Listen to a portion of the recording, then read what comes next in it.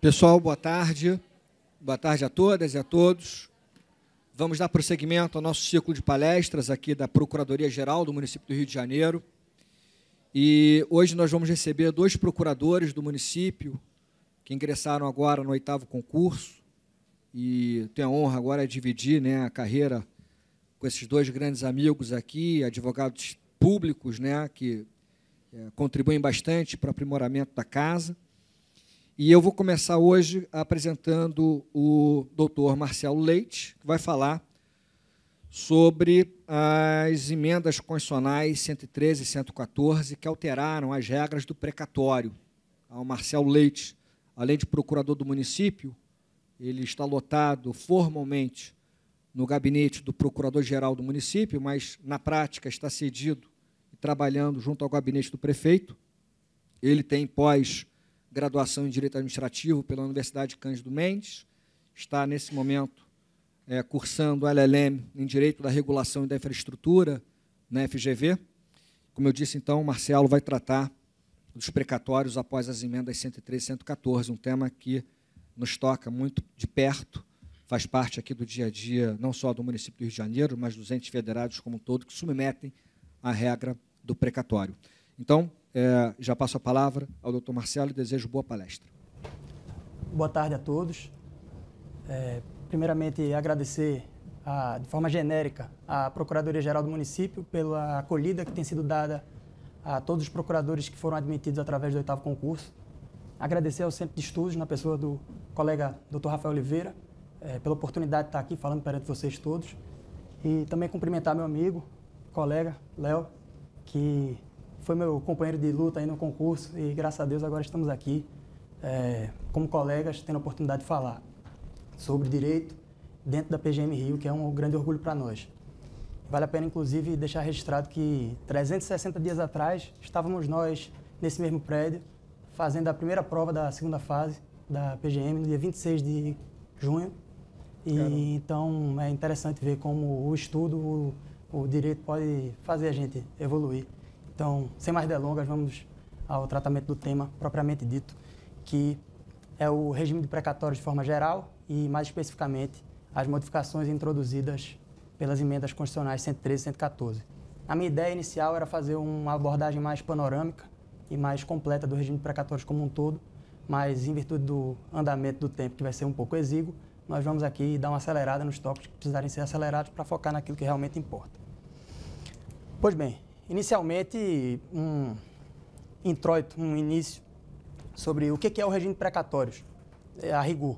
O regime de precatórios nada mais é do que uma técnica de pagamento de organização orçamentária para que os entes públicos que sejam condenados judicialmente em obrigações de pagar quantia certa, condenações transitadas em julgado, possam se organizar e inserir nos seus respectivos orçamentos as quantias correspondentes à realização dos pagamentos que sejam devidos.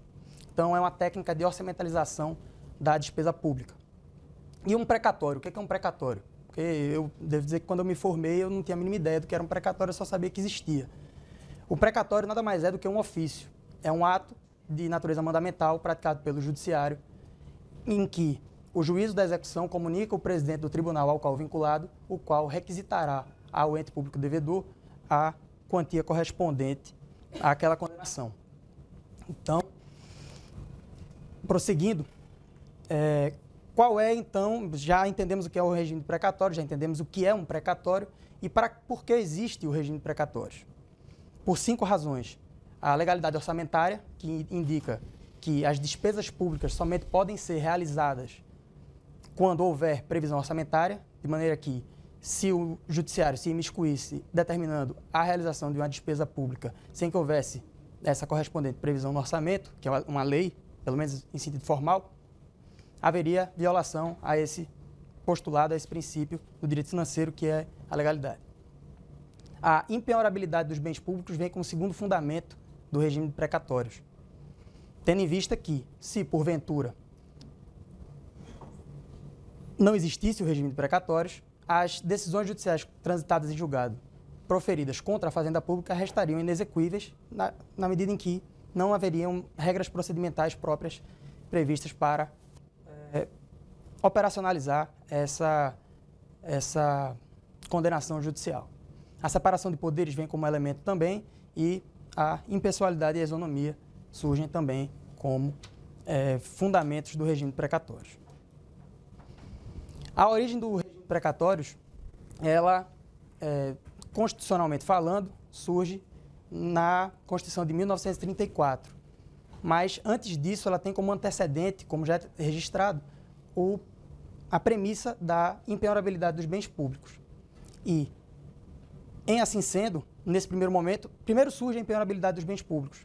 E não havia disciplina procedimental para definir como ocorreria a execução em face da fazenda. Então, coube à jurisprudência da época definir como se procedimentalizaria a execução em face da fazenda.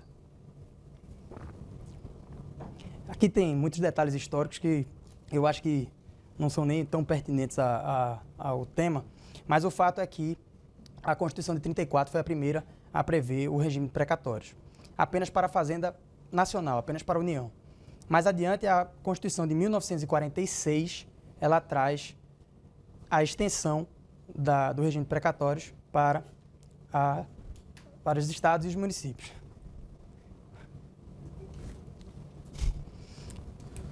Pois bem, ainda dentro das noções gerais acerca do regime de precatórios, há de se registrar que o regime de precatórios possui limites objetivos e subjetivos.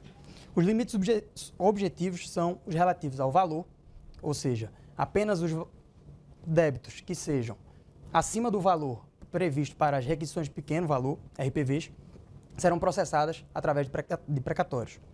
Não vamos entrar aqui no conceito de requisição de pequeno valor, porque o objeto da disposição é tão somente o regime de precatórios em si.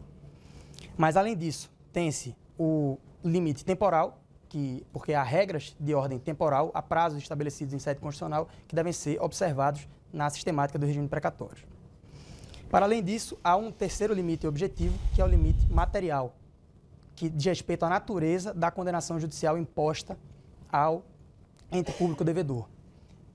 Em outros termos e em outras palavras, apenas as condenações que imponham obrigações de pagar quantia certa serão processadas mediante o regime de precatórios. Obrigações de fazer, portanto, de dar coisa certa, não estão submetidas a esse regime. E os limites subjetivos dizem respeito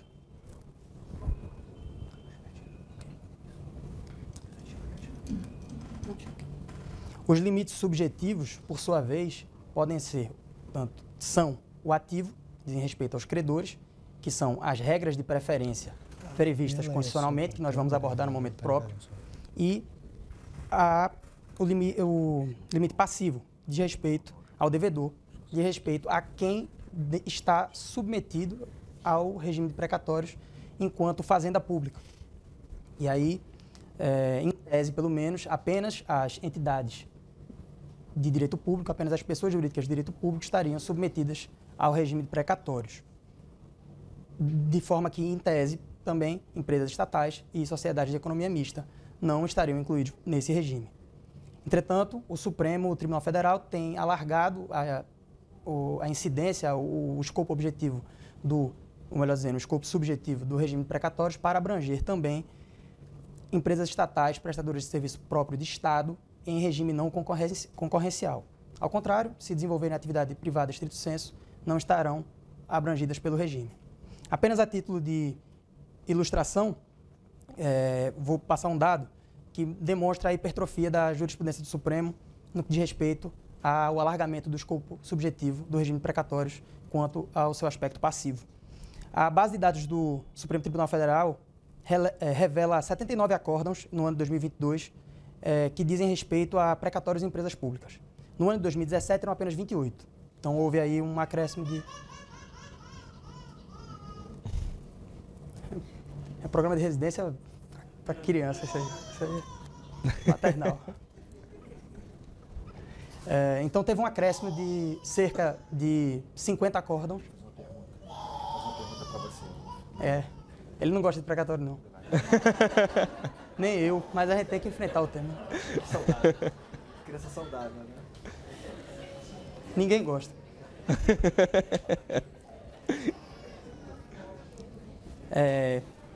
Sim. A base de dados da jurisprudência do Supremo Tribunal Federal revela em 2022 79 acórdãos que tratam de precatórios e empresas públicas. Além disso, revela 107 acórdãos referentes a precatórios e sociedades de economia mista. Em 2017, eram apenas 28 relativos a empresas públicas e apenas 25 quanto a sociedades de economia mista. Então, pode-se perceber que há aí uma hipertrofia, um alargamento do regime de precatórios para aportar as empresas estatais que estejam submetidas a um regime mais aproximado do direito público, naquilo que tem sido denominado de autarquização das empresas estatais, é um dos fatores que estão relativos à autarquização. O acerto ou o erro dessa posição jurisprudencial aí não é objeto da exposição nesse momento. Pois bem, uma vez que nós já entendemos basicamente o que é um regime de precatórios, eu vou traçar algumas linhas breves sobre o regime geral de precatórios. Já adianto que há um regime geral e há um regime especial. Pois bem, uma vez que haja a submissão do ente público como devedor numa sentença judicial transitada em julgado, cabe ao autor, ao credor, provocar o juiz para que ele, então, isso eu estou, obviamente, falando dentro do contexto do cumprimento de sentença, mas cabe ao juiz intimar a Fazenda Pública para que ela, querendo, impugne o cumprimento de sentença e, em assim fazendo, caso as suas alegações sejam rejeitadas ou em não fazendo também, o juiz ordenará a expedição do ofício requisitório ao presidente do tribunal respectivo. De maneira similar, em se tratando de execução de título extrajudicial, o autor, no caso exequente, também provocará o juiz. O juiz determinará nessa hipótese a citação do ente público devedor, que poderá embargar a execução no prazo de 30 dias. Caso não o faça ou, em o fazendo, suas alegações sejam rejeitadas, o precatório será expedido. E quando me refiro à expedição do precatório, quero dizer que o juízo da execução enviará o ofício requisitório ao presidente do tribunal, que, por sua vez, comunicará o ente público devedor da sentença judicial transitada em julgado para que esse inclua no orçamento subsequente. Eu dividi a exposição acerca do regime geral em 4 aspectos. O primeiro deles é o prazo. O prazo para pagamento dos precatórios, e esse foi um tema que sofreu modificação pela emenda constitucional 114, ele sempre foi, tradicionalmente, da seguinte forma. Os precatórios apresentados até o dia 1 de julho do ano corrente seriam pagos até 31 de dezembro do ano subsequente. O fundamento dessa regra está ligado ao próprio conceito de precatório. É uma técnica de orçamentalização da dívida pública judicial. Então, por que 1 de julho foi definido originalmente como data limite para o pagamento do precatório no ano subsequente? Porque a data de elaboração limite da lei orçamentária anual é 31 de agosto. E com isso deu-se ao Executivo o prazo de 2 meses para que ele pudesse se organizar e inserir as despesas judiciais no seu orçamento. Como 2 meses é muito pouco tempo para o Executivo se organizar, a emenda complementar constitucional 114 ampliou esse prazo e trouxe-o para o dia 2 de abril. Então, houve aí uma modificação, trouxe 3 meses para trás o pagamento limite, a data limite de apresentação de precatórios para quitação no ano subsequente. Há quem, como Egon Bockmann Moreira, há quem atribua a essa modificação a necessidade de se sistematizar, vamos dizer assim, a temática orçamentária e permitir a programação do ente devedor, levando em consideração também a elaboração da LDO, que tem como data limite 15 de abril, e não apenas a LOA, e essa seria uma justificativa para que tenha sido modificada a data de apresentação dos precatórios. No entanto, a verdade é que a União, que promoveu essa emenda constitucional, obviamente, ela queria fazer uma espécie de moratória velada e assim estendeu, na verdade, retrocedeu o prazo em 3 meses. Quanto ao inadimplemento, é necessário registrar que, dentro do prazo, que agora é de 2 de abril a 31 de dezembro do ano subsequente, não haverá mora e o ente público não estará em situação de inadimplência caso ele quite o precatório dentro desse lapso. Isso está cristalizado na súmula vinculante 17.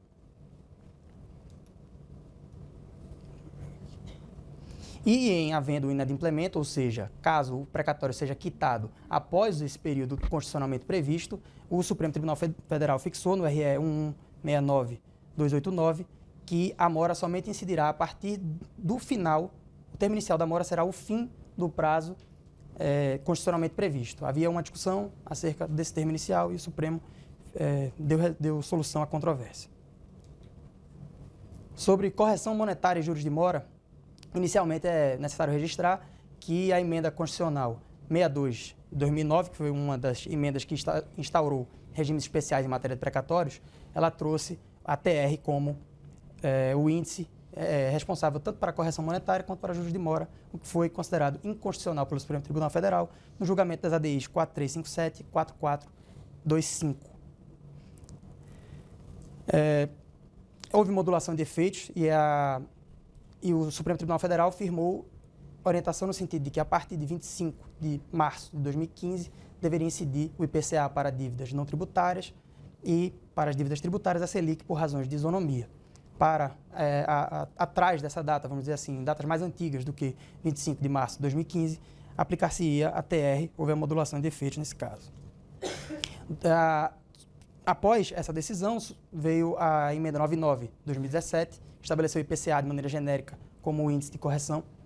E agora, mais uma vez, para trazer um pouco mais de segurança jurídica, a emenda 113 de 2021 firmou a taxa Selic como índice uniforme, tanto para correção monetária quanto para juros de mora, porque a taxa Selic é um índice que congloba os dois elementos num só. Como último elemento do regime geral de precatórios, é necessário registrar que existem preferências dentro da ordem de pagamento de precatórios. Existe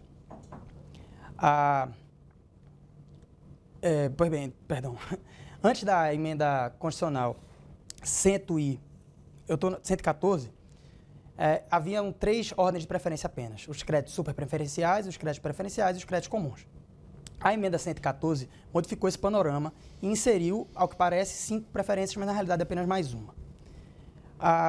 Então, a ordem que ficou definida pela emenda 114 foi: em primeiro lugar, são pagos as RPVs, o que não mudou nada na prática, porque isso já acontecia antes, mas agora foi só inserido de maneira expressa, a RPV como uma ordem de preferência. Em segundo, os créditos superpreferenciais, que são aqueles que são alimentares e detidos por pessoa que tenha mais de 60 anos, tenha deficiência ou doença grave, até o limite de 3 vezes o valor da RPV. A novidade vem na terceira preferência, vamos dizer assim, que seria uma preferência intermediária, que são os créditos preferenciais alimentares até 3 vezes o valor da RPV. Nesse caso, são créditos até esse valor que não sejam titularizados por aqueles que fazem jus à superpreferência.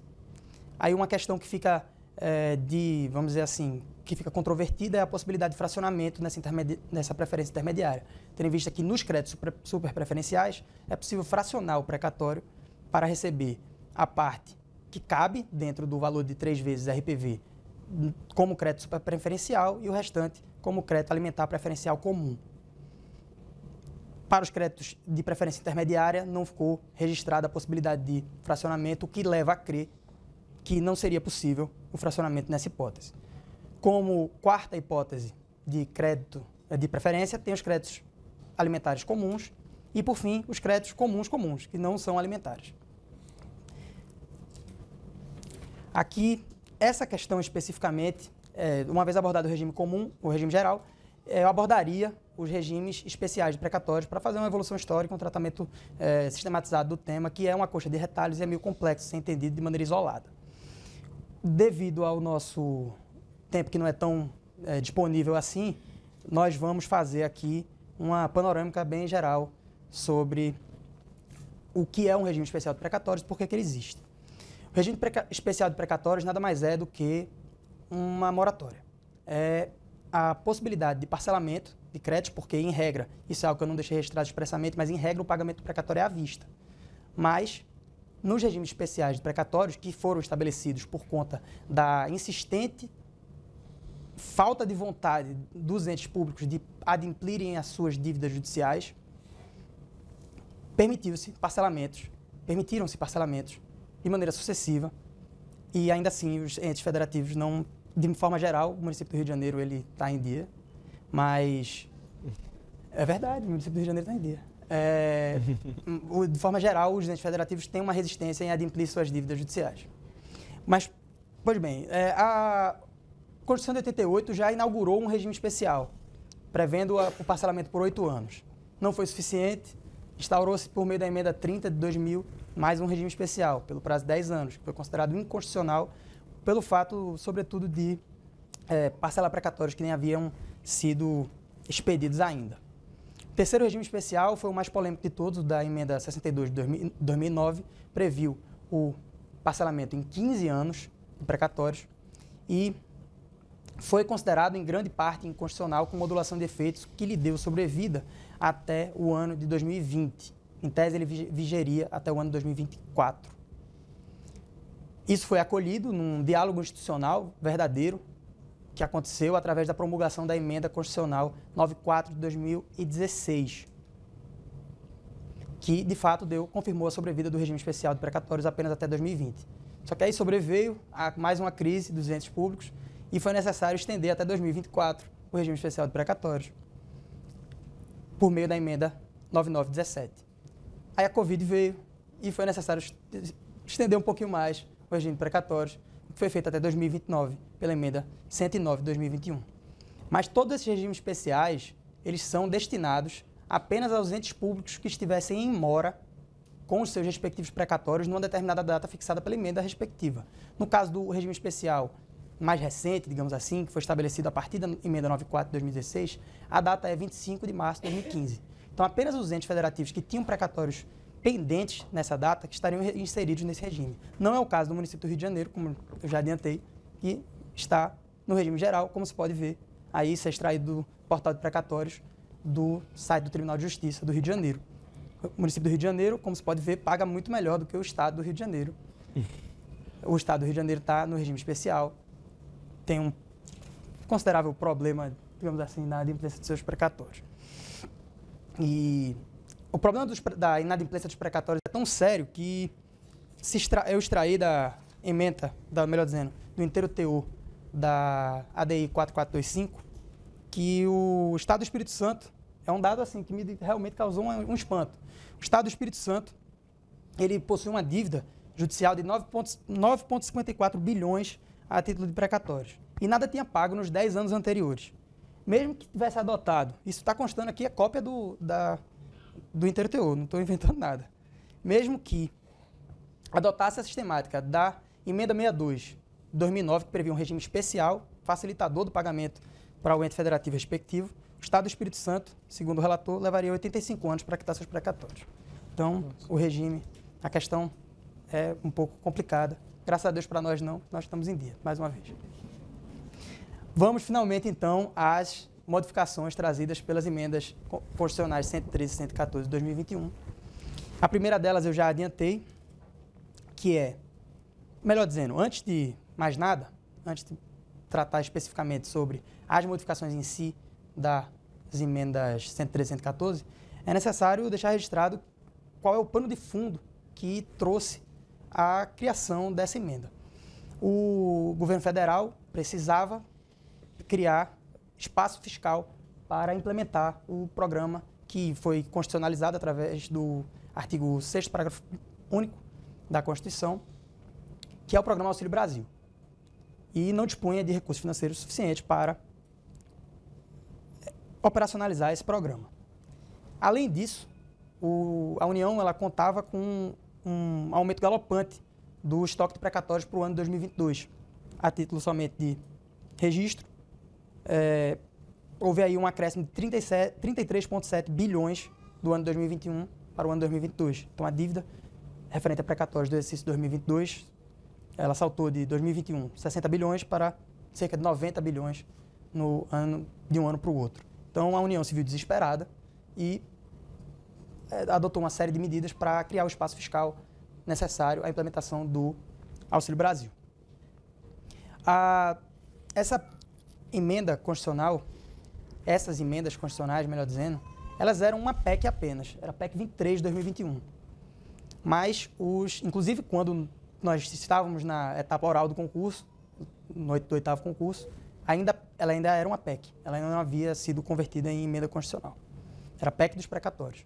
Sendo que os parlamentares fatiaram a emenda em 2 etapas, colocando primeiro para votação, e aqui é um artigo do Quioche Arada, essa é a opinião dele, que a União Federal colocou primeiro a parte mais palatável para ser votada e deixou a parte mais complexa, digamos assim, para um segundo momento. Então, por isso são 2 emendas, 113 e 114. Foi um desmembramento da PEC 23 e 21.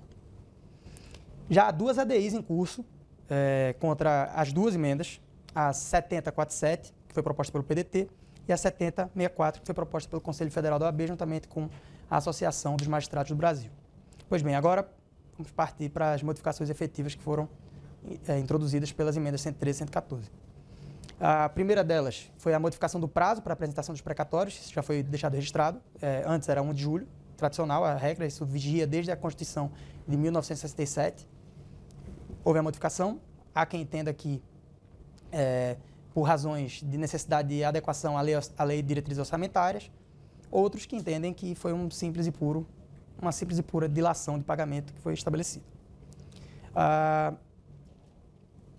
Uma das regras mais complexas, e aqui eu estou me referindo já à segunda modificação introduzida pela emenda, nesse caso 113, uma das regras mais complexas que gerou mais resistência por parte do Supremo Tribunal Federal na apreciação da constitucionalidade da emenda 62 de 2009 foi o estabelecimento de uma compensação de ofício, que era facultada aos entes federativos devedores de precatórios, mas que possuíssem também créditos em desfavor, digamos assim, dos credores do precatório em si, quando houvessem dívidas cruzadas. A emenda 62 de 2009 estabeleceu a possibilidade de compensação de ofício por parte dos entes federados, mas não estabeleceu a possibilidade em sentido contrário, para que os particulares assim procedessem caso desejassem. E isso, segundo o ministro relator, Luiz Fux, seria uma violação à isonomia, isso no julgamento da ADI 4425. A emenda constitucional 113 de 2021, ela traz uma nova roupagem dessa sistemática de compensação. Ela estabelece uma compensação indireta no artigo 100, parágrafo 9º da Constituição, que, eu vou me permitir ler, determina que, sem que haja interrupção no pagamento do precatório mediante comunicação da Fazenda Pública ao Tribunal, o valor correspondente aos eventuais débitos inscritos em dívida ativa contra o credor do requisitório e seus substituídos deverá ser depositado à conta do juízo responsável pela ação de cobrança, que decidirá pelo seu destino definitivo. Então, caso haja uma ação de cobrança, suponhamos, uma execução fiscal proposta contra um credor de precatório, no momento do pagamento desse precatório, o valor correspondente à dívida ativa que está sendo cobrada via execução fiscal deve ser depositada, segundo esse dispositivo, pelo ente devedor e, na execução fiscal, exequente, credor, para que haja a compensação, caso o juiz entenda que seja o caso que aquela dívida ativa está sendo cobrada devidamente. Então, aqui há, vamos dizer assim, um temperamento da compensação. Ela deixa de ser de ofício e passa a ser terceirizada, digamos assim, ao judiciário. Há diversas opiniões aqui no sentido de que a previsão seria inconstitucional, essa é a opinião do Conselho Federal da OAB, na ADI 7064, que já foi ajuizada, como já registrado, e eu particularmente discordo, porque a compensação nesse caso não é de ofício, teria uma triangulação com o Poder Judiciário, e se o fundamento da inconstitucionalidade consignada no julgamento da ADI 4425 foi o fato de a compensação se dar de ofício, então a ratio decidente não se aplicaria e, pois bem, deixemos ao Supremo para que ele decida, mas eu acho que nessa hipótese não tem inconstitucionalidade porque está sendo posto ao Judiciário o exame da matéria, o exame da questão. Como terceira medida, eu já adianto, foram 12, são muitas, mas como terceira medida, estabelecida nesse caso pela emenda 113, na redação dada ao artigo 100, parágrafo 14 da Constituição, estabeleceu-se a o condicionamento da cessão de precatórios à regra do parágrafo 9º, que diz respeito à compensação indireta. O que é que isso quer dizer? Não se sabe muito bem ainda. O fato é esse, não se sabe muito bem. Porque, mais uma vez, esse é que eu vou permitir ler mesmo, porque, vamos lá. O parágrafo 14 diz que a cessão de precatórios, observado o disposto no parágrafo 9º deste artigo, somente produzirá efeitos após comunicação por meio de petição protocolizada ao Tribunal de Origem e ao ente federativo devedor. Exceto a parte que diz respeito a observado o disposto no parágrafo 9º desse artigo, não houve modificação no dispositivo, já era essa a redação anterior. Mas o parágrafo 9º, ele diz respeito justamente à regra de compensação indireta. Então, o que isso quer dizer? O professor Harrison Leite, que não é meu primo, mas tem o mesmo sobrenome que eu, ele diz que a disposição é carente de maiores aprofundamentos. Esse é o simples comentário que ele faz e ele também não aprofunda. Mas existem duas hipóteses. Ou a cessão é condicionada à prévia submissão ao juízo em que corra uma ação de cobrança por parte da Fazenda Pública, ou, nesse caso, o cedente teria que antes submeter ao juízo, ou o cessionário, quando recebe, terá que, antes de poder dar alguma destinação ao precatório, submeter ao juízo em que corra uma eventual ação de cobrança contra si, a questão relativa à compensação ou não do crédito. É um dispositivo, como se pode ver, a técnica legislativa muito sofrível. As prioridades constitucionais foram modificadas, isso foi feito pela emenda constitucional 114, que criou uma nova ordem. A ordem já foi dita, RPVs, créditos superpreferenciais, créditos de preferência intermediária, créditos preferenciais comuns e créditos ordinários, créditos comuns. A grande questão aqui não diz respeito ao rol, a grande polêmica não é relativa à ordem de preferência em si, mas sim à abrangência em termos federativos, a aplicabilidade a todos os entes federativos ou não desse rol novo e, sobretudo, a definitividade ou não da regra prevista. Porque a modificação nesse caso foi introduzida no ADCT, no artigo 107A, parágrafo 8º. E o ADCT ele é pressupostamente transitório. Entretanto, existem opiniões no sentido de que a regra nada teria de transitório, porque, embora prevista na DCT, a transitoriedade não poderia ser pressuposta. Deveria haver a previsão expressa, no sentido de que a regra seria transitória, para que ela assim fosse. Da mesma forma, a limitação federativa a apenas um dos entes seria também carente de uma previsão expressa. Então, seria aplicável a todos os entes federativos de maneira indistinta. Essa é a opinião, por exemplo, da Ravi Peixoto. O Egon Bockmann Moreira, por outro lado, entende num sentido totalmente distinto. Ele entende que a previsão ela é provisória, apenas enquanto durar o teto de precatórios previsto, que vai ser uma modificação que nós veremos adiante. E, além disso, introduzido também pelas emendas constitucionais, e, além disso, que abrangeria apenas a União, embora não haja previsão expressa nesse sentido. E o Egon ele fundamenta a sua opinião em 3 fatores. Ele compreende que só um segundo. Ele compreende que, num primeiro momento, a previsão do artigo 107A, parágrafo 8º, se vincula ao teto de gastos, que engloba apenas a União, novo regime fiscal, que o teto de gastos ele é atrelado a um programa que é o Auxílio Brasil, que é federal e que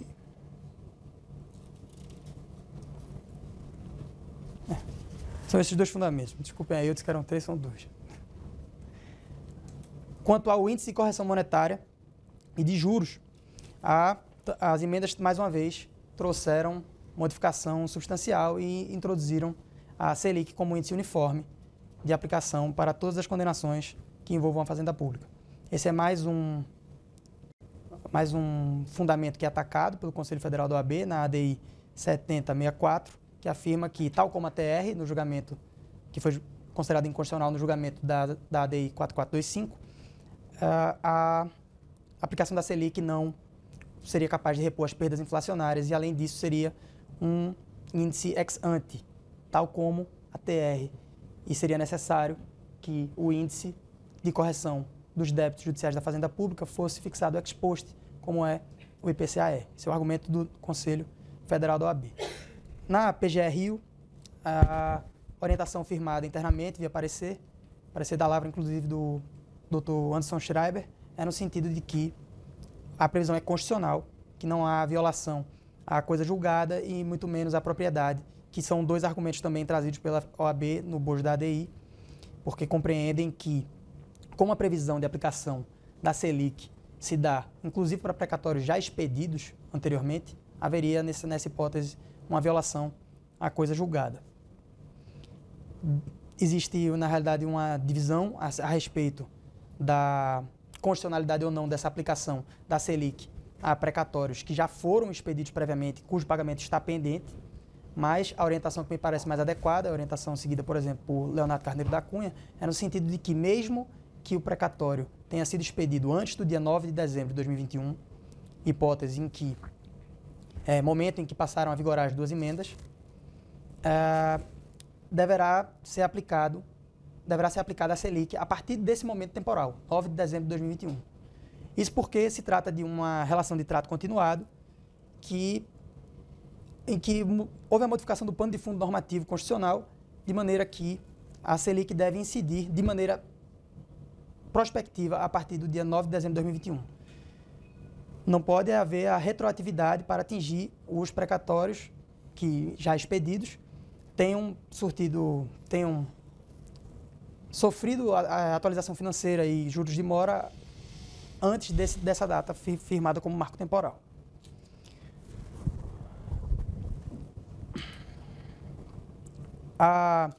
As emendas 113 e 114, nesse caso especificamente, a emenda 113 trouxe a ampliação das possibilidades de uso dos precatórios. Esse é um tema que o professor Rafael, inclusive, externou um interesse sobre ele, né? Antigamente, antes das modificações, só havia a previsão de possibilidade de utilização de precatórios para a compra de imóveis públicos que fossem disponibilizados. Agora, a utilização dos precatórios ela se torna muito mais ampla e os precatórios se tornam uma verdadeira moeda de desestatização. Então, os precatórios eles podem agora ser utilizados para quitação de débitos parcelados ou inscritos em dívida ativa, inclusive em transações tributárias, para compra de imóveis públicos, isso já era uma previsão que existia anteriormente, para pagamento de outorga em concessões de serviços públicos, para aquisição de participação societária e para compra de direitos disponibilizados pelo ente federativo devedor. Então, aí é uma ampliação da possibilidade de utilização de precatórios, o que vai certamente aquecer o mercado de precatórios e torná-lo mais atrativo a quem, enfim, deseje realizar alguma dessas atividades. E aí, para quem é detentor do crédito perante a Fazenda Pública, se torna mais interessante ter um crédito que possui mais valor comercialmente falando. Na mesma lógica de promoção e incentivo de extinção de obrigações e não realização efetiva do pagamento do precatório em si, a emenda, nesse caso, 113, previu a possibilidade de amortização de dívidas via precatórios entre os próprios entes federativos, em contratos de refinanciamento, em contratos em que houve prestação de garantia, em parcelamentos de tributos e contribuições sociais, o que é uma falha de técnica legislativa, porque contribuições sociais são tributos, mas foi assim que foi registrado, e em prestações de contas entre entes federativos ou nos casos em que haja desvio de recursos por um deles e que haja correspondente prestação de contas. Mesma lógica da ampliação de utilização de precatórios, mas nesse caso de maneira interfederativa. Ficou pequeno aí, eu acho. Isso aí eu peço desculpa aí. Mas Bem, foi estabelecido um teto dos precatórios. Esse teto dos precatórios, acho que isso é difícil para vocês lerem, mas ele foi firmado até o final do ano de 2026. Firmado esse teto dentro do valor da despesa paga no exercício de 2016, 10 anos antes do fim do seu termo final. Então, na prática, o que acontece? Suponhamos que em 2016 tenham sido pagos 60 bilhões em precatórios, em 2022 tenham que ser pagos, estão registrados, foram transitados em julgado 100 bilhões em precatórios para a União pagar. Na prática, a União só vai pagar 60 por esse dispositivo e os 40 são rolados para o ano seguinte. É uma moratória, um pouco mais velada, mas não deixa de ser uma moratória. E o inciso 1º do 107A dispõe claramente que essa sobra, esse espaço fiscal vai ser utilizado para o programa esse programa Auxílio Brasil, que foi estabelecido pela União no artigo 6º, parágrafo único da Constituição Federal. E aqui entra a discussão sobre a abrangência desse teto de gastos em matéria de precatório. O Egon Bockmann Moreira entende, como eu já registrei, que ele é aplicável exclusivamente à União, embora não haja expressa previsão nesse sentido, porque há o atrelamento ao novo regime fiscal, a estabelecer o valor da despesa paga no ano de 2016, que é o valor de referência também para o novo regime fiscal, que é aplicável apenas à União. Há referência também a um programa federal, que é o Auxílio Brasil, e, além disso, há referência à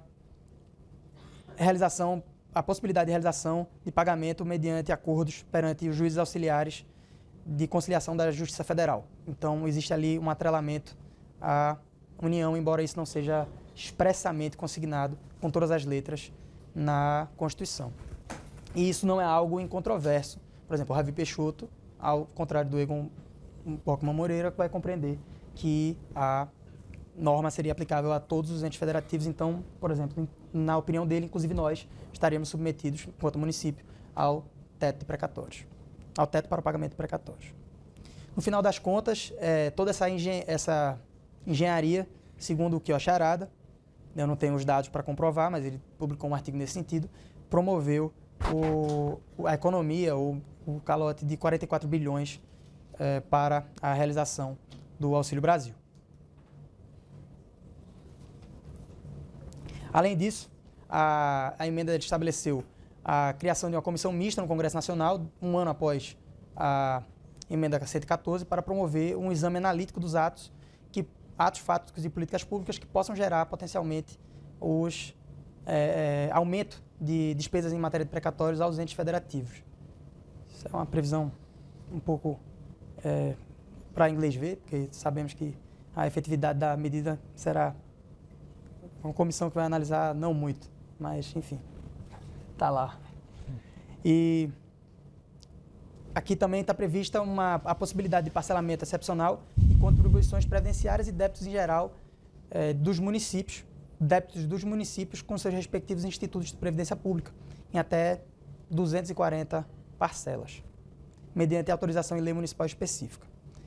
Pois então, essas foram as modificações em síntese introduzidas pelo regime novo a partir das emendas 113 e 114.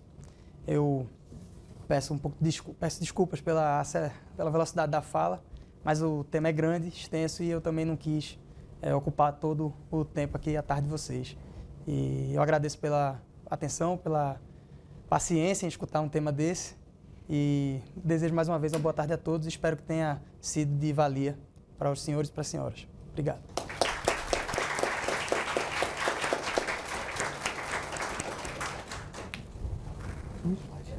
Uhum.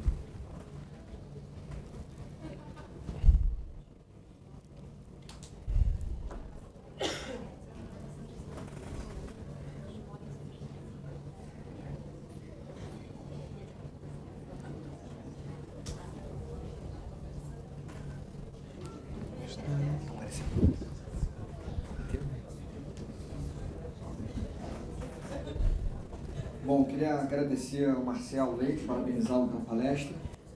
É um tema árduo.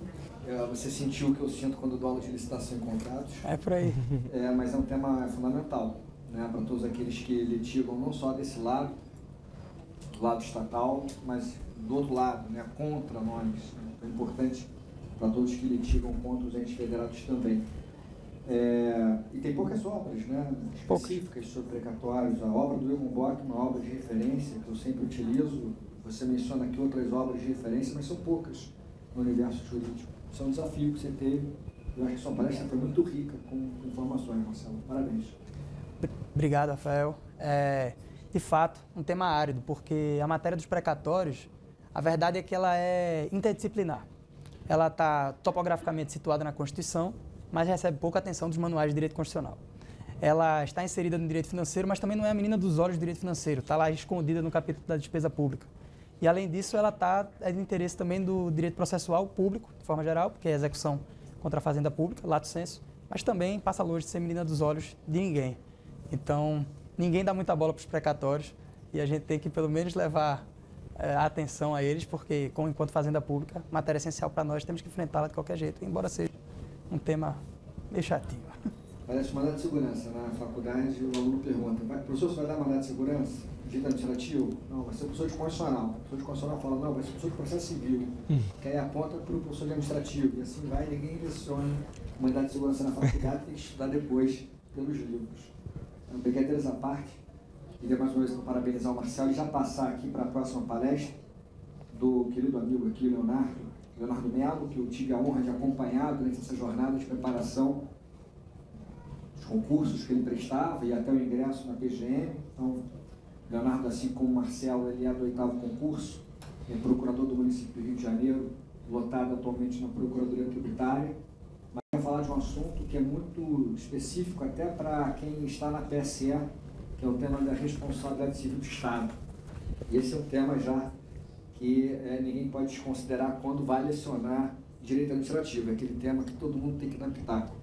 Né? Que nem, enfim, nós quando vamos ver jogos de futebol, todo mundo é um pouco de técnico na seleção, se tem algum assunto que tem que dar pitaco e saber, é a civil do Estado. Controle de constitucionalidade no direito constitucional, responsabilidade civil do Estado no direito administrativo, mas aqui o professor Leonardo vai aprofundar essa temática que é tão importante, não só para o dia a dia, mais uma vez, da advocacia pública, da advocacia privada, mas tem para aqueles que vão prestar concursos públicos, né? Um tema, digamos assim, tema de predileção aí de muitos examinadores. Então, Leonardo, sem mais delongas, passo a palavra para a sua palestra. Muito obrigado. Boa tarde, pessoal. Queria, antes de começar a falar, dizer que esse auditório aqui ele tem sempre um significado especial para a gente aqui do 8º concurso. Aqui a gente fez nossas provas orais, que é especial estar numa prova oral, porque já é a etapa final do concurso, mas é extremamente estressante, a gente fica bastante nervoso. E foi um período de um mês, assim, de muita dificuldade, mas que hoje a gente olha para trás, a gente valoriza, a gente fala que valeu tudo a pena, né? Inclusive, nessa mesa aqui, eu fiz minha prova oral de direito administrativo. Então... Fiz a minha de processo aqui. E esse auditório aqui também tem um significado especial para mim, porque quando eu já tinha aberto o concurso da PGM em 2019... já estava inscrito nele ou estava para ser edital, agora eu não tenho certeza. E aí foi marcada uma palestra sobre a nova lei de licitações com Rafael Oliveira, Flávio Amaral, Rodrigo Zambão, e na época a diretora dos estudos era a doutora Vanice, né? E aí lá eu tinha a oportunidade, era aberta para pessoas de fora da casa, eu falei, bom, já que o meu sonho é passar para a PGM, eu vou aproveitar essa oportunidade para poder entrar lá, né? Porque não é uma coisa simples, a casa, enfim, as partes internas aqui, tirando aquela ali embaixo da dívida ativa, não é aberta ao público. E aí eu vim aqui para me inspirar e trouxe meu manualzinho aqui de direito administrativo, na verdade, manualzão pela qualidade dele. Eu acho que nós do 8º concurso, acho que ninguém entrou aqui fazendo uma propaganda para o Rafael Oliveira, mas Rafael Oliveira acho que foi embaixador da PGM para muitos de nós aqui do 8º concurso, desde o tempo de curso fórum. Eu fui saber, o Rafael é procurador do município do Rio de Janeiro. Aí um dia passei aqui na frente e falei, nossa, que legal, procuradoria. E naquele dia eu aproveitei a oportunidade também para pedir para o Rafael colocar uma dedicatória no meu livro. Está até datado aqui, 11 de setembro de 2019, a prova aqui que realmente... Então, realmente é um prazer, uma alegria muito grande, a realização de um sonho de estar aqui presente.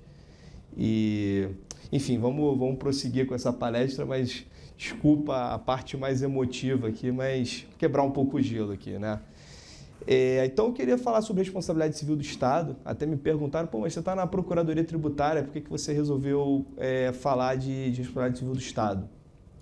Enfim, eu espero ter um dia a oportunidade de falar sobre tributos municipais, alguma coisa assim, mas realmente é um tema que, quando eu estudava direito administrativo, eu realmente gostava desse tema, até porque acho que na minha atuação prática, antes eu sempre advoguei no direito civil, responsabilidade civil, e eu conseguia enxergar uma interface entre os dois e isso me trazia uma espécie de conforto.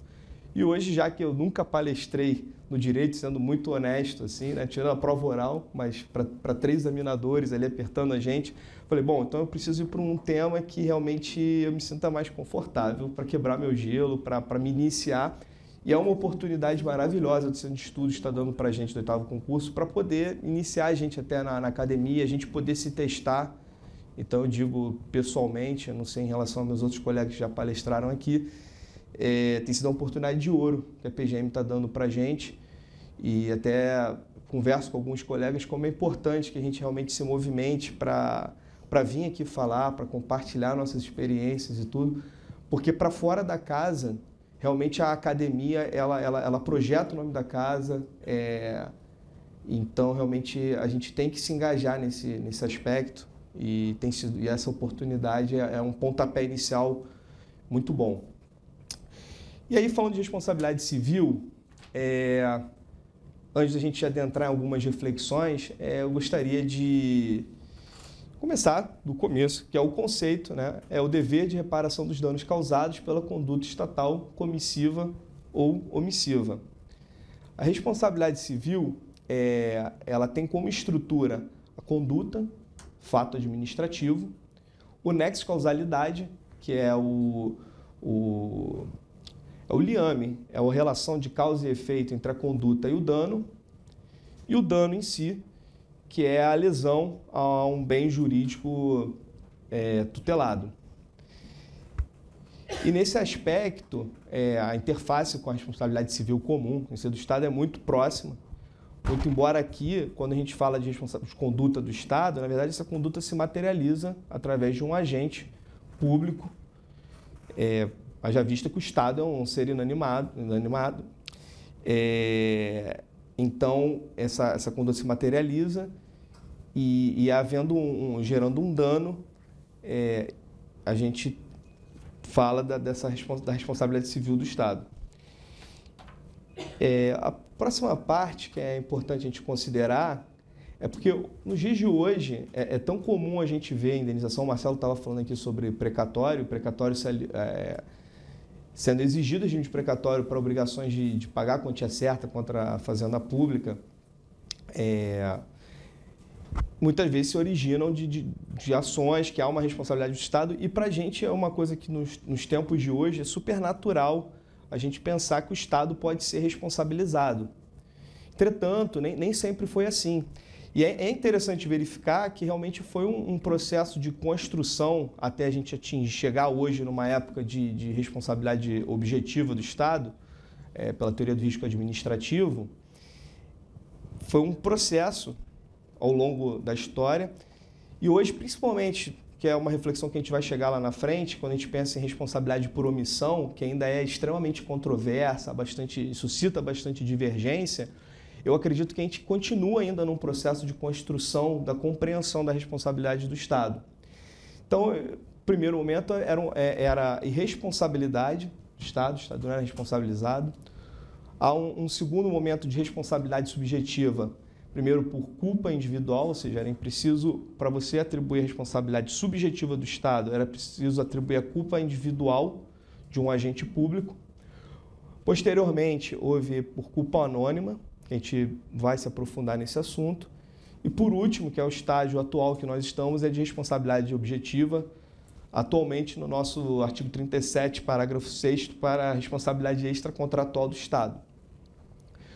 Quando a gente ainda estava na irresponsabilidade do Estado, eram estados absolutistas, em que a figura do Estado se confundia com a própria figura do monarca. E aí tinha a expressão "the king can do no wrong", o rei não erra. E naquela época a gente lembra, a gente dava regimes absolutistas, tinha a religião também ali forte para justificar o poder do nobre, ele está ali porque o Deus assim quis. Então, todas as condutas dele estavam acima de tudo, não existia um princípio da legalidade para limitar as condutas dele. Então, não haveria por que se falar em responsabilidade naquele período. E aí, essa ideia ela passa por um declínio pelas revoluções liberais. Aqui a gente cita, por exemplo, a Revolução Francesa, é uma quebra do paradigma desses regimes absolutistas que vigoravam até então. O Estado de Direito, em que o Estado é criado pelo direito, mas é limitado pelo próprio direito, e assim a atuação desse agente público.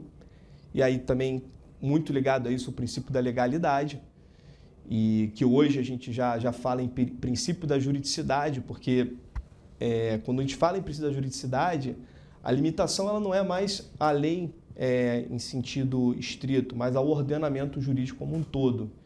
Então isso traz uma maior amplitude, principalmente quando nós pensamos que a Constituição hoje a gente interpreta ela à luz do neoconstitucionalismo, uma nova teoria de princípios em que há uma força normativa desses princípios.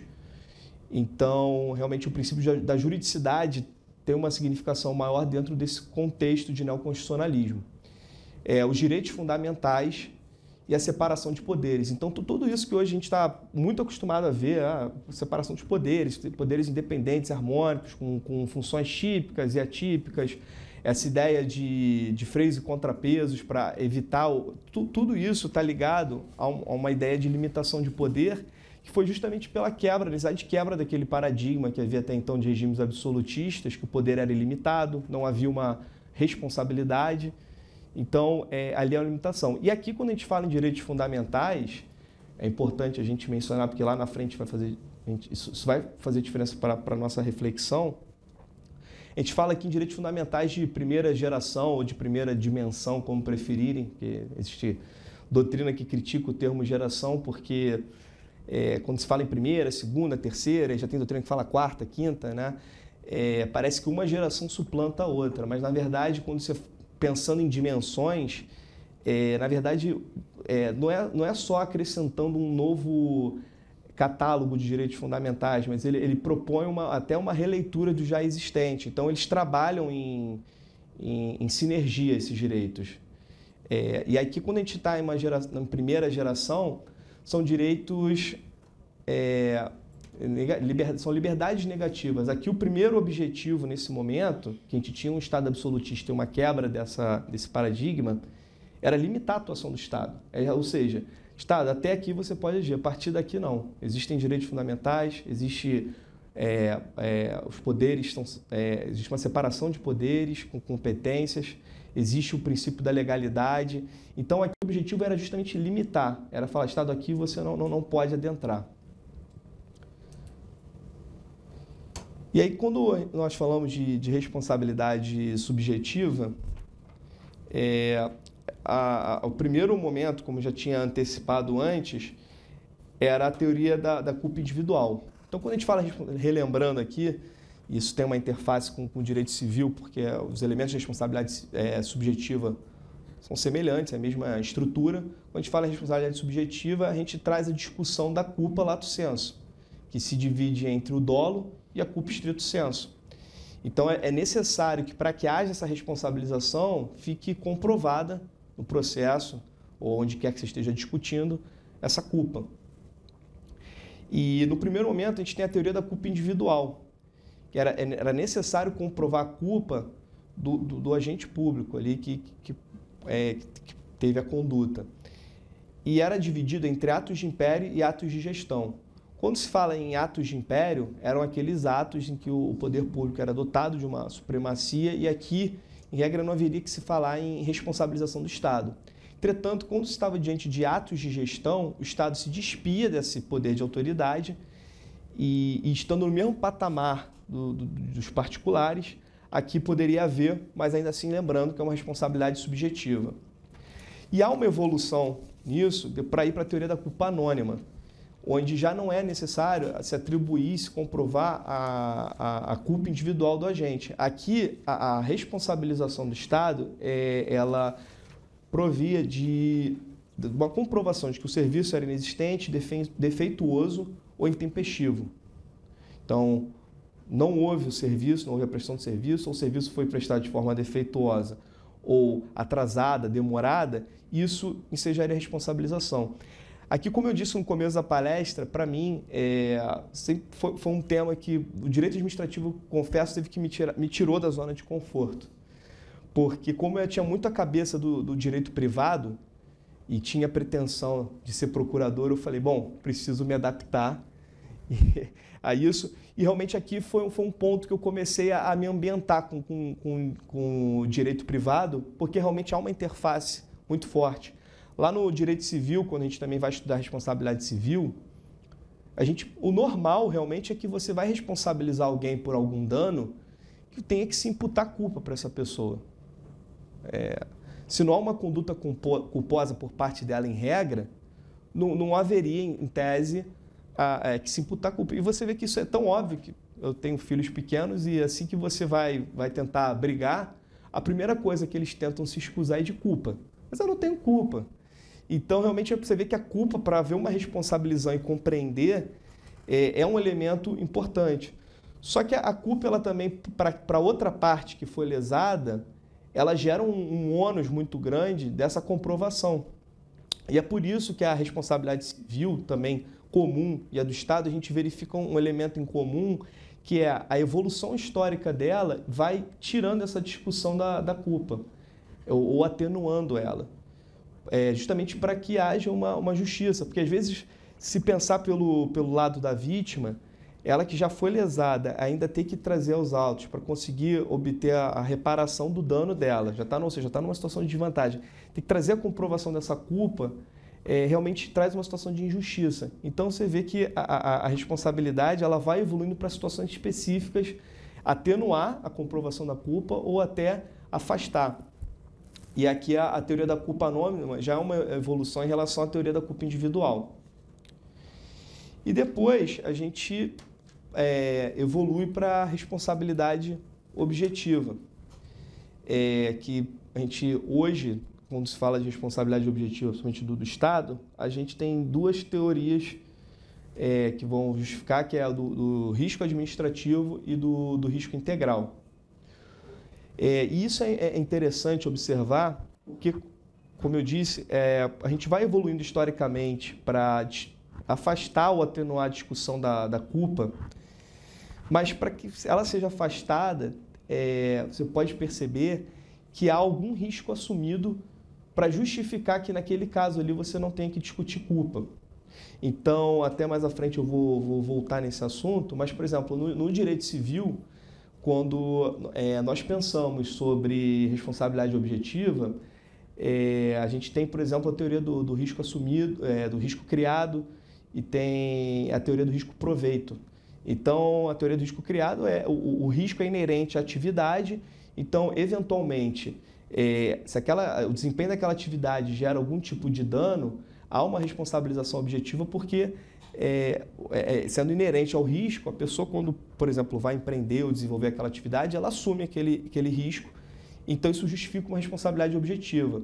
No risco proveito, que também é a teoria que embasa a responsabilidade objetiva do Código de Defesa do Consumidor, ali o argumento é do lucro. Então, se aquela atividade ela traz algum tipo de lucro, também os danos provenientes dela também são assumidos por essa pessoa que desenvolve a atividade e justifica que essa responsabilização seja objetiva. Aqui no direito administrativo, quando a gente pensa em risco administrativo, se pensa que o Estado ele possui prerrogativas e uma atuação voltada pela juridicidade, e essa atuação ela reverte em proveito da sociedade. Então, uma vez que a atuação do Estado traz comodidades e reverte em proveito para a sociedade, também essa atuação, quando gera um dano, gera uma responsabilidade, e aqui entra o princípio da repartição dos encargos sociais. na medida em que, já que a sociedade é beneficiada pela atuação do Estado, os danos provenientes também são repartidos por essa sociedade, até porque entre os princípios fundamentais da República, lá na Constituição, está a construção de uma sociedade solidária. Então, aqui, a gente, quando pensa em responsabilidade objetiva, do Estado, esse é o fundamento que justifica a gente sair de uma responsabilização subjetiva para poder evoluir para uma responsabilidade objetiva. E, inclusive, é interessante que o princípio da repartição dos encargos sociais, ele justifica, inclusive, a responsabilidade por ato lícito do Estado. Então, é comum que, quando a gente pensa em responsabilidade civil, a gente logo pense numa atuação ilícita. Mas, por vezes, essa atuação é lícita, mas ela gera um dano. E quando a gente está falando em responsabilidade objetiva, é interessante que a ilicitude ela se desloca da conduta para o dano. Então, esse dano sendo ilícito, por si só, ele vai justificar a responsabilidade. E a responsabilidade por ato ilícito do Estado, ela decorre ou de expressa previsão legal, até o Rafael Oliveira cita no livro dele que tem uma lei de atentado terrorista com aeronave de matrícula brasileira. Então, é um caso de expressa previsão legal que há uma responsabilidade da União por um ato lícito, porque não foi ela que praticou o atentado terrorista. Então, e outra hipótese, que é a mais comum, é de dano anormal específico a um particular. E aí um grande exemplo, por exemplo, aqui no Rio de Janeiro, quando a gente teve obra de metrô, uma obra desse porte, eventualmente algumas ruas são fechadas, fazer canteiro de obra, e, por exemplo, um comerciante que contava com aquele fluxo, aquele tráfego de pessoas ali, tem o movimento dele drasticamente reduzido. Isso, por óbvio, gera um dano, gera um prejuízo para ele. E se pensarmos, a construção de uma obra pública, muitos de nós aqui foram beneficiados por essa obra. Eu mesmo que moro na Barra, e era meu grande sonho ter um metrô para poder vir para cá, e hoje eu usufruo bastante dele, sou bastante grato, porque eram 2 horas e meia para vir para o centro antigamente. Então, por óbvio, há um ato ilícito, há uma conduta lícita do Estado, mas aquele particular específico que tinha um comércio, por exemplo, durante aquela obra ali foi prejudicado, para ele houve um dano anormal específico. É diferente, por exemplo, também na época das grandes obras que nós tivemos para o metrô, o trânsito da cidade, por exemplo, piorou muito. E aí não é um dano anormal e específico. Realmente a obra gera um transtorno a todos. Então, esse caso não geraria uma responsabilização. Agora, para aquele particular, há um dano fora do normal, anormal, e específico a uma situação, a uma especificidade dele, pela localidade em que ele está e tudo. E aqui, sim, a gente pode falar de responsabilidade por ato lícito, né? Então, nós, sociedade, nos beneficiamos daquela obra, mas também o dano por ela causado, o Estado indeniza, e esse encargo é repartido por nós, haja vista que isso depois vai gerar um precatório, assunto de bastante interesse do Marcelo. Vai gerar um precatório, por exemplo, e esse precatório vai ter que ser pago com recurso do erário. Então, nós, quando pagamos nossos impostos, por exemplo, e as outras fontes de receita do Estado, isso eventualmente vai reverter para essa condenação. E a outra teoria que justifica é a teoria do risco integral, e ela tem uma diferença para a teoria do risco administrativo, porque há um fortalecimento do nexo de causalidade. Porque quando a gente está na responsabilidade objetiva, apesar de a gente não ter a necessidade de comprovação do elemento culpa, lato sensu, existem as excludentes de nexo de causalidade. Culpa exclusiva da vítima, fato de terceiro, caso fortuito e força maior. Você rompe com o nexo de causalidade e, com isso, impede a responsabilização. Quando a gente está diante do risco integral, esse nexo de causalidade ele é fortalecido de forma que não se pode alegar esse rompimento, essas causas excludentes do nexo de causalidade para elidir a responsabilidade. E ela é bastante excepcional. Como exemplo, a gente tem danos nucleares, a doutrina também que afirma para a doutrina e a julgados também para danos ambientais, mas realmente é algo que tem que ser extremamente excepcional, porque realmente gera uma hiperresponsabilização.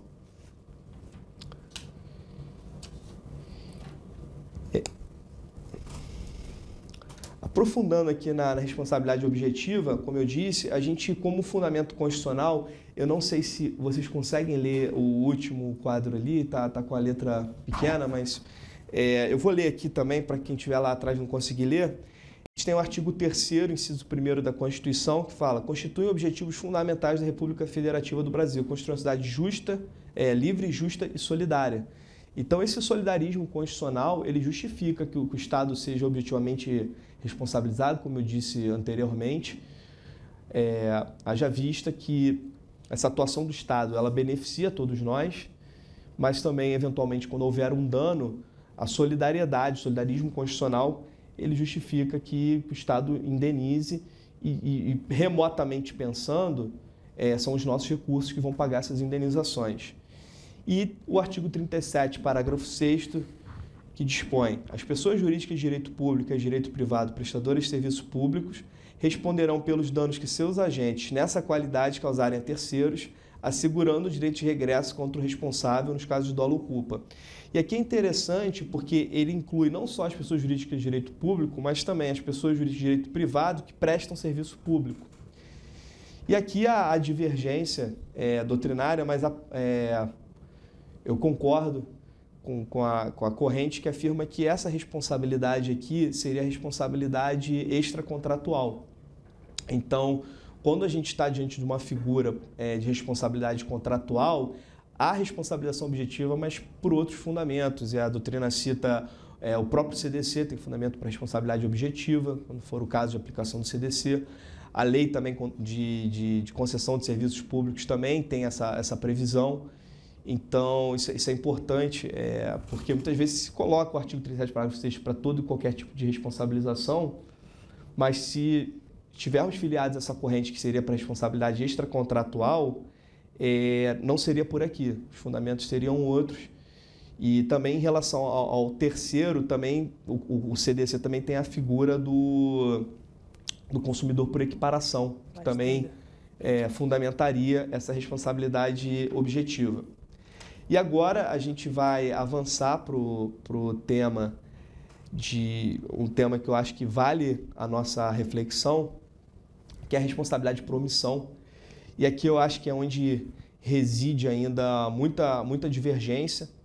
E isso é interessante porque eu venho refletindo há algum tempo, assim, no meu interior aqui, às vezes eu fico meio parado assim, eu estou pensando minhas coisas. E a responsabilidade por omissão é uma coisa que às vezes eu fico pensando quando estou divagando sobre esse assunto de responsabilidade, porque ela é interessante porque a gente vê que até na responsabilidade civil comum também não é um tema fácil de ser enfrentado, porque quando você tem um ato comissivo de uma pessoa, principalmente quando for a responsabilidade por ato ilícito, é mais fácil de se delinear a partir daquela conduta ilícita, os desdobramentos, verificar o dano, o nexo de causalidade. Então, fica tudo muito mais latente, muito mais assim na cara para a gente identificar. Agora, quando alguém não age, você pensar na responsabilidade de alguém que não agiu é algo difícil. É algo que não é fácil, tanto na responsabilidade civil comum, e eu acredito quanto mais na do Estado. Isso porque, pensando num particular, por exemplo, para que se haja uma responsabilidade por omissão, tem que haver um dever de agir. E, geralmente, a atividade desenvolvida por um particular, ela tem um escopo mais bem definido ali, que fica mais na cara. Embora, ainda assim, não seja fácil discutir a responsabilidade por omissão na responsabilidade civil comum, é mais fácil delimitar esse dever de agir. Agora, quando a gente pensa na atuação do Estado, a atuação do Estado ela tem um objeto muito amplo. E esse dever de agir também ele é extremamente amplo e ele é estabelecido, muitas vezes, na Constituição também, com um grau de abstração elevado, com um grau de generalidade, que na hora da interpretação é difícil delimitar. Aqui o Estado deveria ter agido, aqui não. Não é uma coisa simples e muitas vezes essa análise tem que se dar em concreto. E aqui citando, a gente tem 3 posições principais, que seria de que na responsabilidade por omissão seria objetiva. Isso porque o artigo 37, parágrafo 6º, que a gente leu anteriormente, ele não faz a distinção para responsabilidade objetiva, se ela por ato comissivo ou omissivo. Eu acho até que essa é a posição que o Rafael Oliveira adota. Você adota a genérica e específica. Mas você cita que... Hã? A objetiva? A objetiva é do Eli. Sim, tá. Então, bom, ainda bem que eu não citei o Rafael Oliveira na prova oral, porque senão eu teria perdido alguma pontuação agora. Mas eu lembro de ler também falando que tem que ser uma omissão juridicamente relevante. Ainda assim, isso é importante, porque é perigoso a gente partir por um caminho de responsabilização objetiva do Estado por omissão, sem ter esse cuidado, pelo menos, de falar realmente é uma omissão juridicamente relevante. Então, eu vejo que isso é um temperamento para que não seja aplicado de uma forma absolutamente ampla e aí começar a bater lá no teto dos precatórios, porque realmente isso pode gerar uma infinidade, uma responsabilização infinita do Estado, realmente transformar o Estado num segurador universal, que seria deletério. Segunda posição é de que seria subjetiva e citando também a teoria da culpa anônima. Então, lembrando a teoria da culpa anônima, você não precisa, a responsabilidade é subjetiva, tem que haver alguma comprovação de culpa, mas você não individualiza a conduta. Comprovando que o serviço é inexistente, intempestivo ou defeituoso, você conseguiria essa responsabilização por omissão. E a terceira posição, aqui, posição do Rafael Oliveira, que por sinal é a posição que eu também concordo, e eu me sinto muito seguro agora para falar isso, porque antes eu pensei assim, bom, se eu falar que eu concordo com essa posição, eu estava achando que não era a posição do Rafael Oliveira, eu falei, pô, vai ser muito difícil, quem sou eu para discutir com o Rafael Oliveira? Sérgio Cavalieri também. E aqui a terceira posição, no caso de omissões genéricas, que não, a gente teria uma responsabilidade subjetiva, e no caso de omissão específica, a gente teria a responsabilidade objetiva.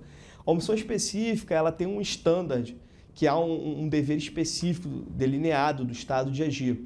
Então, um grande exemplo disso é no caso de guarda de pessoas e objetos, que a gente vê muito na jurisprudência até do Supremo Tribunal Federal, por exemplo, o caso de presidiário. Então, ali o preso está sob custódia do Estado, então o dano causado a ele, nesse caso, vai ser analisado sob a ótica da responsabilidade objetiva.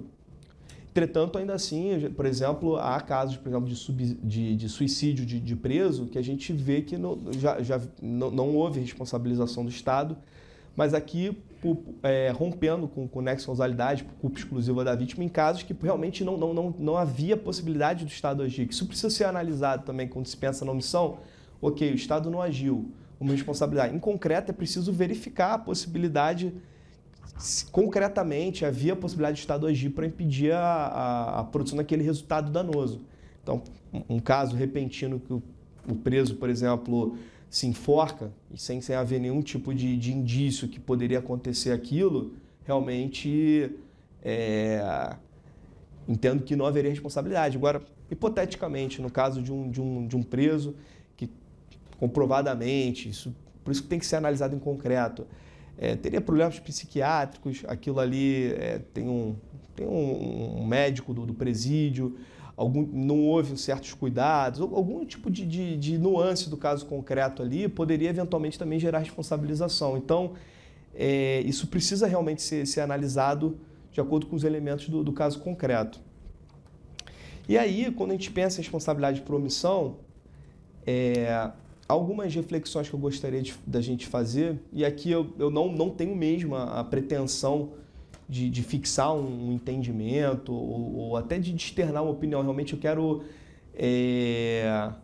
estimular na gente a reflexão somente para a gente poder sair daqui e refletir alguns elementos que seriam o seguinte. O primeiro quando a gente pensa, como eu disse antes, quando a gente fala em responsabilidade objetiva, e isso na responsabilidade civil comum, a gente tem as teorias de risco assumido. Então, no direito civil, a gente está diante do risco criado, quando a atividade desempenha um risco, e isso justifica a responsabilidade objetiva. A gente tem o risco proveito, que é aquela questão também que justifica a responsabilidade objetiva no CDC, em que a atividade ela é voltada para um lucro, ela traz lucro e isso justifica uma responsabilização objetiva, já que há um proveito daquela atividade, ela justificaria uma responsabilidade objetiva. E isso tudo é temperado porque quando a gente pensa na responsabilidade civil comum e na atuação de um particular, a gente está num ambiente de autonomia privada. Então, qualquer, pensando aqui, empresário, ou até pessoa vai desenvolver uma pessoa física, vai desenvolver pessoalmente uma atividade, ela pensa no risco. Sempre vai haver uma gestão de risco para desenvolver aquela atividade. Já o Estado, quando fala de responsabilidade civil do Estado, a gente está falando de risco administrativo e o dever de agir do Estado é para dar consecução aos objetivos constitucionalmente definidos, aos direitos fundamentais, principalmente também a gente passa a ter também direitos fundamentais de segunda geração, que a gente vai falar mais à frente. Então, realmente, não se está num ambiente de autonomia privada, não que o Estado não tenha gestão de risco, isso obviamente que é feito, mas o Estado, quando há um comando constitucional para o Estado agir, não é escolha dele de assumir ou não aquele risco, o Estado tem que agir. Então, isso, e também aquela outra questão que eu já tinha mencionado, do escopo de atuação do Estado ser extremamente amplo e definido muitas vezes em normas dotadas de alta carga, generalidade e abstração. Então, isso traz um contorno prático, somente para a responsabilidade por omissão, que precisa ser interpretada de uma forma tranquila, de uma forma temperada, para não haver um excesso de responsabilização. Porque o perigo do excesso de responsabilização do Estado, principalmente nos casos de omissão, é entrar numa espécie de círculo vicioso, e é isso que eu falo também sobre reflexão. Eu sei que aqui tem alguns residentes, lá na PTR, os residentes que a gente tem no posto de SS, todos os 3 querem fazer defensoria pública, por exemplo. E aí eu espero que com esse slide, com essas reflexões, eles estejam sensibilizados para o dia que eles estiverem do lado de lá, pensarem um pouco que existe o lado também existe a limitação para a administração pública agir.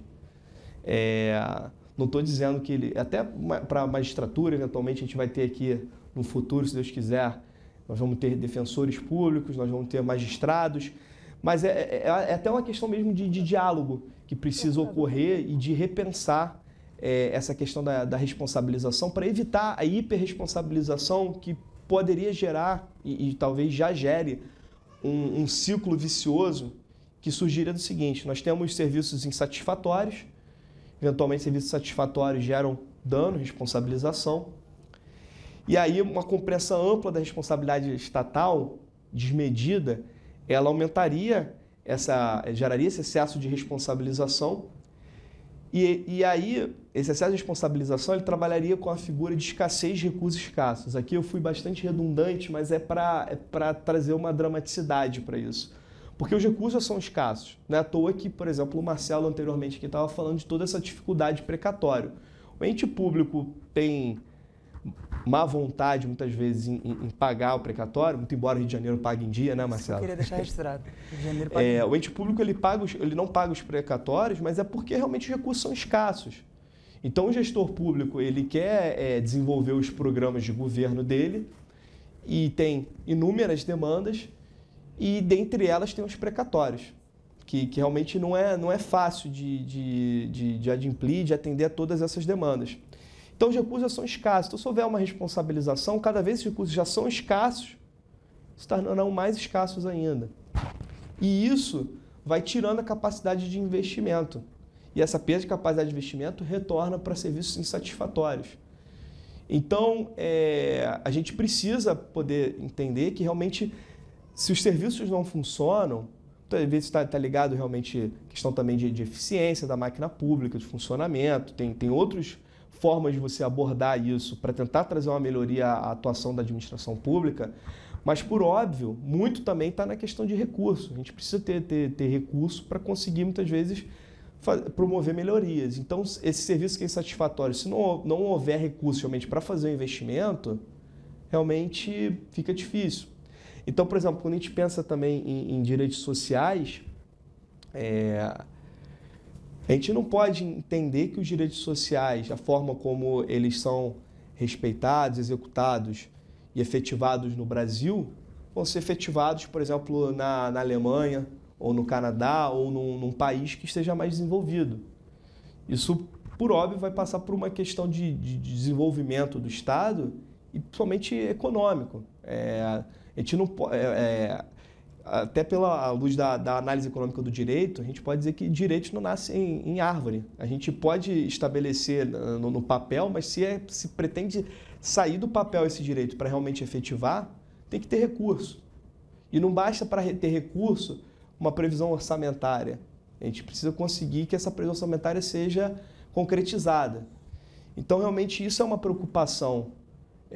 A gente pensar em uma hiperresponsabilização, isso realmente entra num ciclo vicioso muito preocupante. E aqui, em relação aos direitos fundamentais, isso lá no começo eu falei quando a gente fala das revoluções liberais, ali a gente tinha a primeira geração ou dimensão que era de liberdade negativa e direito de proteção. Ali o que se buscava era Estado, até aqui você pode agir, a partir daqui não. Existem liberdades, existe o meu direito patrimonial, o qual você não pode se miscuir. E no cenário de pós-guerra, a gente vai para a segunda dimensão, ou geração de direitos fundamentais, que são os direitos prestacionais. Aqui a lógica é invertida. Então, se antes você não queria que o Estado atuasse, agora você passa a querer que o Estado atue. Então, por óbvio, se agora se pretende a um maior dever de agir do Estado, a omissão passa a ter um papel importante, porque se o Estado precisa agir mais, atuar mais, quando ele não atuar, em tese esse dever de atuação dele que não foi respeitado gera algum tipo de responsabilização. Mas, como eu disse anteriormente, quando a gente pensa nesse dever de agir, muitas vezes ele está estabelecido, por exemplo, quando são direitos fundamentais, em normas dotadas de alta carga de abstração e normas extremamente genéricas. Fica difícil de delimitar, muitas vezes, no caso concreto, aqui deveria ter atuado o Estado, não, aqui realmente não era exigível. Não é uma coisa simples de se definir no caso concreto. E para incrementar a nossa reflexão aqui, eu gostaria de citar o artigo 5º, parágrafo 1º da Constituição, que fala: as normas definidoras dos direitos e garantias fundamentais têm aplicação imediata. E aqui você vê, muitas vezes esses direitos fundamentais vêm na forma de princípio, e aqui, por exemplo, a gente já vê que tem divergência quanto à aplicação disso, tem aplicação imediata. O que significa? Então, a gente tem uma primeira corrente que diz que não se aplica, essa aplicação imediata não se refere a todos os direitos fundamentais, mas somente às normas completas, que estão prontas e acabadas para serem aplicadas. Já uma segunda corrente que afirma que todos os direitos fundamentais têm aplicação imediata, mesmo se for de cunho programático. E já tem uma terceira corrente, aqui a corrente que é o do Gilmar Mendes, está afiliado nela, que afirma que veicula, na verdade, um mandamento de otimização, no sentido de conferir a máxima eficácia possível. Então, o Estado sempre vai buscar a medida do ótimo, tentando cada vez mais atribuir a máxima eficácia. Então, é um mandamento de otimização. E essa me parece uma corrente que é segura, porque, como eu disse, me parece que a gente continua na responsabilidade civil, principalmente por omissão, a gente está num processo de sedimentação. Que à medida que a gente for evoluindo e o Estado for se desenvolvendo, e a princípio, inclusive a nossa economia se desenvolver, a gente vai cada vez mais poder alcançar um estado maior de concretização. Eu acredito nisso. Mas você vê que é um tema que gera divergência. E, além disso, vou citar o artigo 6º aqui da Constituição, que fala sobre os direitos sociais. Então, ele vem aqui no caput. São direitos sociais: a educação, a saúde, a alimentação, o trabalho, a moradia, o transporte, o lazer, a segurança, a previdência social, a proteção à maternidade e à infância, a assistência aos desamparados, na forma desta Constituição. Eu vou sair desse slide aqui e vou perguntar para vocês: os direitos sociais são direitos fundamentais? Vamos interagir um pouco aqui. Quem acha que direito social é direito fundamental, levanta o braço aqui. Quase ninguém acha. Tá. E quem acha que direito social não é direito fundamental? Pode levantar o braço. Tem uma galera que acha que direito social não é nada. Tem a terceira corrente. Então, a terceira corrente, o pessoal ficou baixo. Tem a terceira corrente. Ou tem uma terceira ou quarta corrente que concilia isso tudo. Tem a galera do soninho também. Mas realmente não é um tema que é pacífico, por exemplo. Né? A gente aqui tem corrente que afirma que são apenas os direitos fundamentais de primeira geração, são aquelas liberdades negativas. A segunda corrente que fala que todos são direitos fundamentais é que ela usa um argumento topográfico, porque o título 1 da Constituição fala em direitos fundamentais, aí o capítulo 1 fala dos direitos e garantias fundamentais e o capítulo 2 são os direitos sociais. Então, topograficamente, estaria dentro do título de direitos fundamentais e também afirma que também o rol de direitos fundamentais não é taxativo. Então, a gente não está limitado ao artigo 5º da Constituição. Existem direitos fundamentais fora do artigo 5º. E a terceira corrente, que afirma que apenas são direitos sociais, os direitos sociais são direitos fundamentais apenas aqueles ligados ao mínimo existencial. Então você vê que não é um tema pacífico também, há divergência. E para mostrar ainda mais divergência, quando a gente pensa em judicialização, porque quando a gente está falando aqui de responsabilidade por omissão, então a dificuldade de se estabelecer quando é que o Estado tem ou não um dever de agir. Você vê que é um tema realmente que é muito difícil de delimitar na prática. E quando se pensa em judicializar, em discutir isso na via judicial, também há divergência. Por exemplo, em relação aos direitos sociais, tem a primeira corrente de máxima efetividade, então fala que como são direitos fundamentais como qualquer outro, qualquer direito social é passível de judicialização. Há uma segunda corrente que tem uma abordagem minimalista, que afirma que não se pode pedir a concretização do judiciário, exceto se estiver em jogo mínimo existencial. Você vê que se relaciona com aquelas correntes que a gente apresentou antes, sobre a justa fundamentalidade dos direitos sociais. E há uma terceira corrente que é a posição intermediária, que são normas vinculantes prima facie, mas tendo estrutura de princípios, são mandamentos de otimização. Então, o Estado sempre vai tentar realizar na medida do possível. Só que quando a gente pensa nisso, né, e é um tema que eu não vou adentrar nele agora, só para a gente concluir nossas reflexões, mas é um tema da ordem do dia, realmente, a judicialização das políticas públicas. E, realmente, isso é um tema complexo, que causa... que é impactante, porque... Quando um particular entra com um processo, principalmente for uma demanda individual para requerer algum tipo de direito, por exemplo, social, direito fundamental, ou alegar a violação de um direito e requerer uma responsabilização, o juiz vai analisar à luz de um único caso. E, às vezes, aquele particular não está sendo atendido porque existe uma política pública que precisa estabelecer prioridades. Então, por exemplo... um caso de um tratamento médico de R$1 milhão. O Estado tem recursos, até pela lei da escassez, os recursos são limitados. Então, você não tem como atender a qualquer tipo de enfermidade. E aí se questiona, por exemplo, até que ponto atender um único caso para um tratamento de R$1 milhão e alocar esse recurso, até que ponto quantas pessoas estão sendo prejudicadas. E é certo que o judiciário não tem, com todo o respeito ao Poder Judiciário, ele não tem a expertise técnica para analisar uma política pública de uma forma macro para fazer essas escolhas. E isso foi uma coisa interessante na gente quando a gente esteve na ambientação aqui, a gente foi visitar o Souza Aguiar, e é muito fácil a gente criticar porque o SUS não funciona, o hospital público não funciona.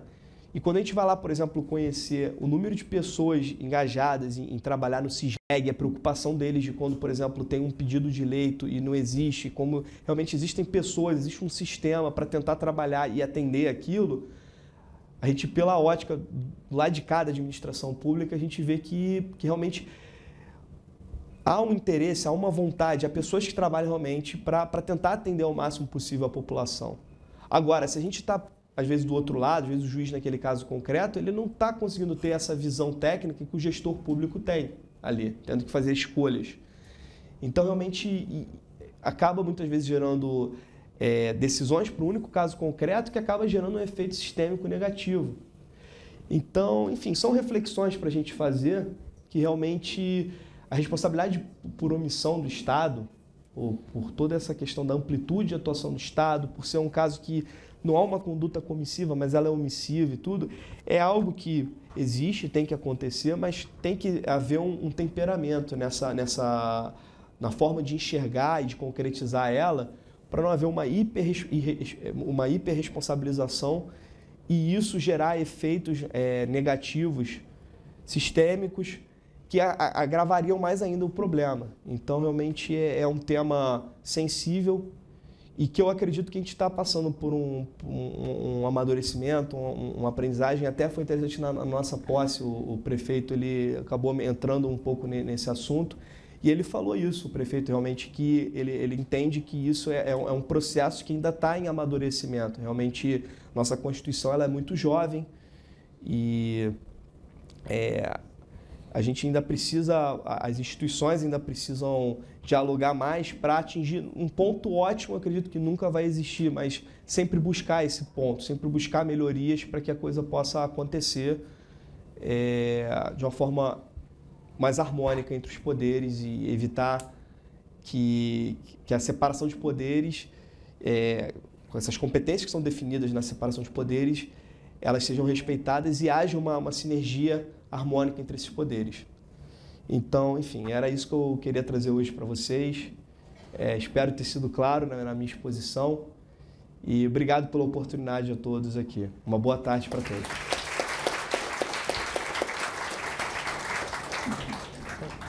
Parabéns, doutor Leonardo, pela brilhante exposição. Deixa eu só dar aqui 2 recados. Na próxima terça-feira, a gente vai ter mais um ciclo de palestras com a Beatriz e com o Renato, também procuradores de 8º concurso, e fechando o mês de junho. E aí, na sequência, a gente vai iniciar um curso mais extenso sobre improbidade administrativa, especialmente a reforma recente da Lei 14.230 de 2021. Esse curso de improbidade ele vai ser ministrado com professores de todo o Brasil, que a gente vai trazer presencialmente aqui para a PGM. Já temos as confirmações, em breve vou divulgar para não dar mais spoiler, mas é um curso que vai ser ministrado em julho, agosto e início de setembro. Tá? E aí, após o curso de improbidade, nós vamos retomar com um ciclo de palestras com novos encontros, novos temas aqui para a gente debater. Tá? Então, eu só queria dar esses recados e espero todos vocês na próxima terça. Tchau, tchau.